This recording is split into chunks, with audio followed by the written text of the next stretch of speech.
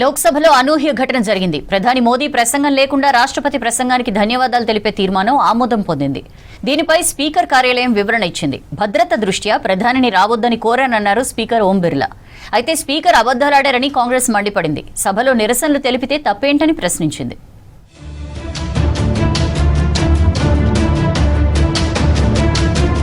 రాష్ట్రపతి ప్రసంగంపై ధన్యవాదాలు తెలిపే తీర్మానాన్ని లోక్సభ ఆమోదించింది. సభ ప్రారంభం కాగానే యుఎస్ ట్రేడ్ డీల్ నెరవనే పుస్తకంపై విపక్ష ఎంపీలు నిరసన తెలిపారు.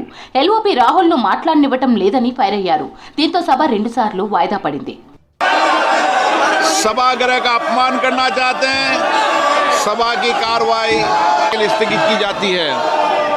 సభ తిరిగి ప్రారంభమైన తరువాత ధన్యవాద తీర్మానంలో ప్రతిపక్షాలు సూచించిన సవరణలపై స్పీకర్ ఓం బిర్లా ఓటింగ్ నిర్వహించారు. మెజార్టీ లేకపోవడంతో ఆ సవరణలను సభ నిరాకరించింది.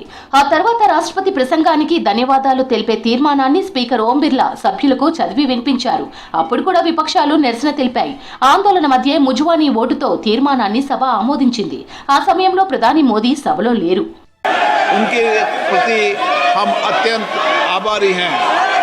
जो सदस्य इसके पक्ष में हाँ गए, सदस्य विरोध में ना गए.